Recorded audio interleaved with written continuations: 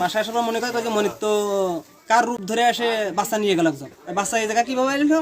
মেয়ের মা বলতেছে কি যে ননদের রূপ ধরে এসে বাচ্চা চাইছে, সে বাচ্চা দিতেছে। এই বাসায় হচ্ছে লোক, টোটাল লোক থাকে 6 জন।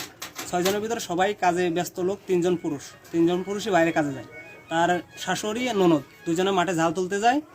আর বাসায় থাকে এই বাচ্চার মা। থাকা অবস্থায় বৃষ্টির পরে ওর শাশুড়ি বাসায় এসে মনে কয় মেয়ের মা ঘুমায় রয়েছে।